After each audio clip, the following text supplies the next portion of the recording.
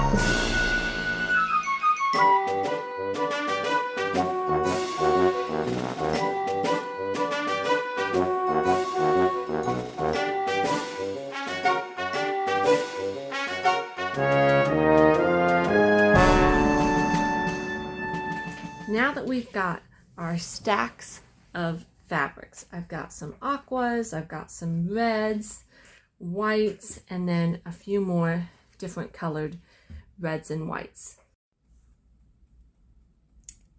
We are going to take this craft cord I got from Hobby Lobby. It's also macrame cord. I just have it in white, and we are going to start tying on our fabric pieces in no particular order, pretty much in random order. I found it was easiest to always make the knots going in the same direction. So when you go to make your knot, if you usually put the right one over the left one, make sure to do that for all of your fabric pieces. You are just going to continue tying on the fabric pieces until your banner is as long as you want it to be.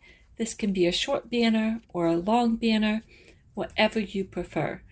Just go ahead and sit back, keep tying these on, rotating the fabrics. I've got a couple different reds and then one aqua fabric. If you're not doing red, white, and blue, you could certainly do any color scheme. It would be so nice to hang in a bedroom or for a birthday party. The ideas are endless of what you could do. This is pretty much the end of the project. You're just going to keep tying on until you're done. I hope you enjoy the pictures coming up of how I styled mine with another 4th of July banner that I hung up.